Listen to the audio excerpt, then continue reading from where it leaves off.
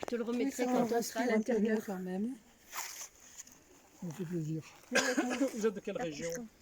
Alpes de Haute-Provence, Ah, très bien. Où ça? Barcelonnette, D'accord. vallée de Dubaï.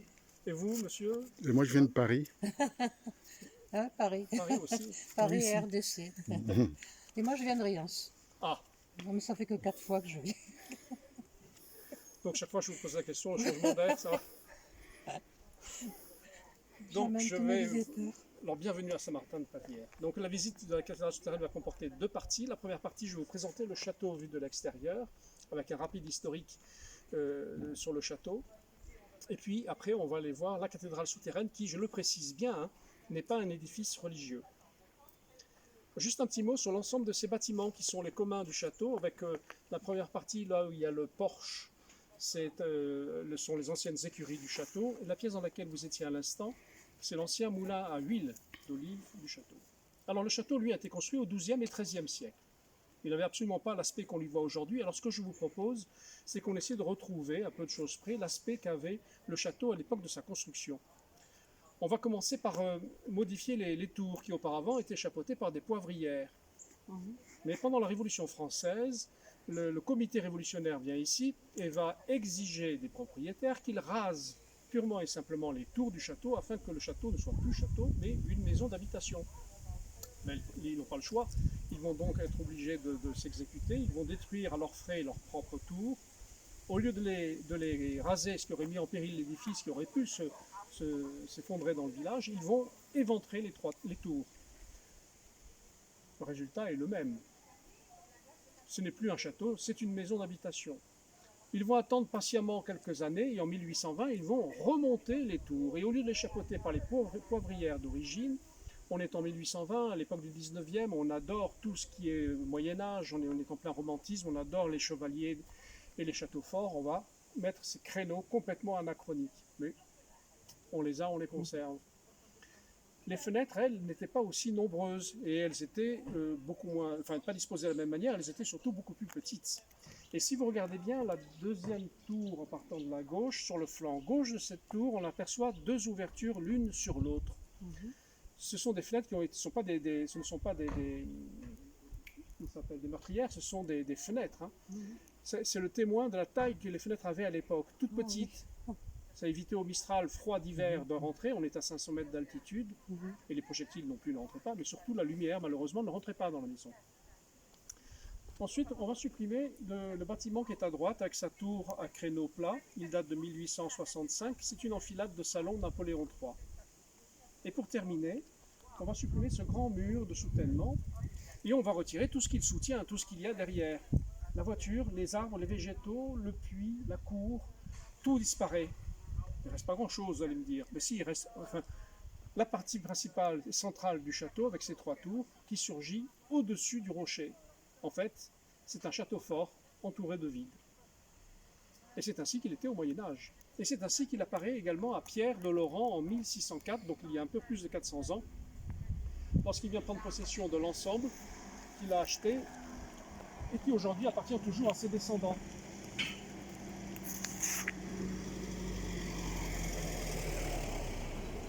Ça appartient toujours à un de ses descendants. Attention, il y a une autre voiture.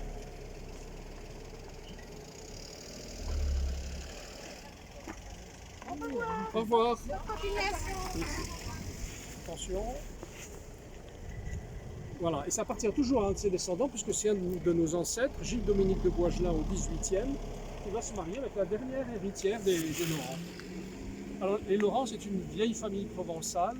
Ils habitent Aix, ils sont parlementaires. Aix est la capitale de la Provence, et ils viennent en séjour essentiellement ici en été, et ils vont complètement transformer ce vieux bâtiment militaire très austère. Ils le transforment en château résidentiel. Et la première chose qu'ils vont faire, ça va être de percer des fenêtres pour faire entrer la lumière dans le château. Et puis à l'intérieur, on va supprimer les salles d'armes et les salles de garde. Et à la place, on aura des salons et des appartements que l'on va décorer à la mode du XVIIe. Malheureusement, le XIXe est passé par là et on va un peu moderniser l'intérieur. On va rabaisser les plafonds pour cacher les vieux plafonds à la française. Et surtout, on va mettre des grands murs lisses qui vont cacher les décorations du XVIIe. Toutes les décors qu'il y avait, toutes les gypseries, tout cela disparaît. Il reste des pièces de très belles proportions, et puis une vue qui, depuis la terrasse, est absolument époustouflante. Ça, c'était pour l'intérieur. Et à partir de 1730, on va s'occuper d'aménager les abords extérieurs. C'est ce qui va nous intéresser pour la suite de la visite. Vous vous rappelez, le château, il est sur son éperon rocheux, entouré de vide.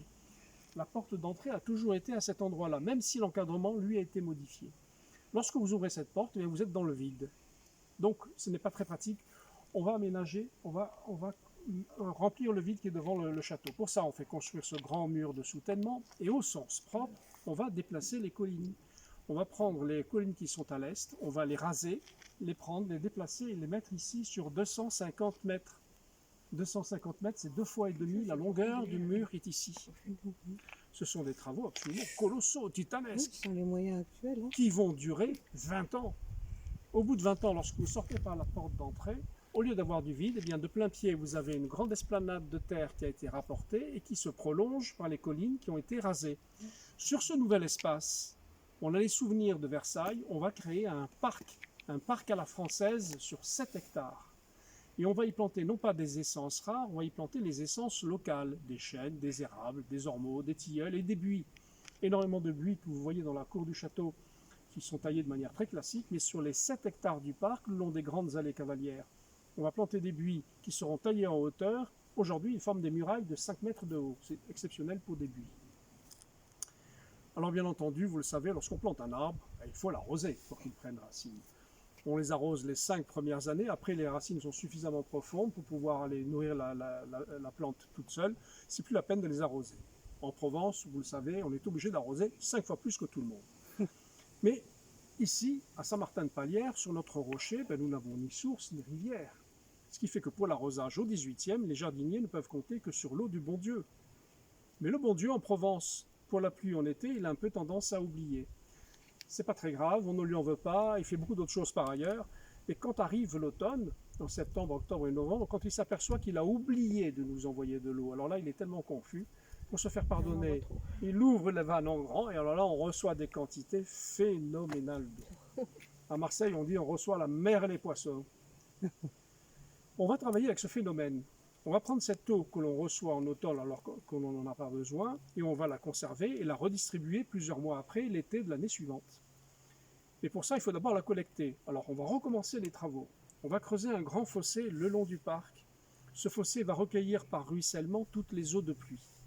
Et pour optimiser la collecte, on va carrément inverser les pentes des collines. En fait, il réalise une sorte d'énorme entonnoir qui va alimenter le fossé. Lorsque il y a ces gros orages, le fossé est transformé en rivière, qui affiche le camp dans la plaine. Lorsqu'on en a besoin, on la détourne en mettant en travers une grosse pierre plate qu'on bouge à 3 hommes, une martelière. L'eau à ce moment-là est dirigée vers un bassin qu'on fait construire. Et finalement, cette eau, le bassin va retenir les branches, les feuilles et les pierres. Et finalement, toute cette eau des collines se déverse dans la cathédrale souterraine, qui est un gigantesque réservoir d'eau. C'est une citerne monumentale. On va aller la voir. Avant, il est bien intégré le fait que cette eau de citerne n'a jamais été utilisée que pour l'arrosage des arbres du parc et uniquement pendant 5 ans. Après, on n'a plus jamais réorganisé quoi que ce soit pour pouvoir distribuer cette eau d'une manière peu importe, on n'a pas utilisé cette eau. Ça a été...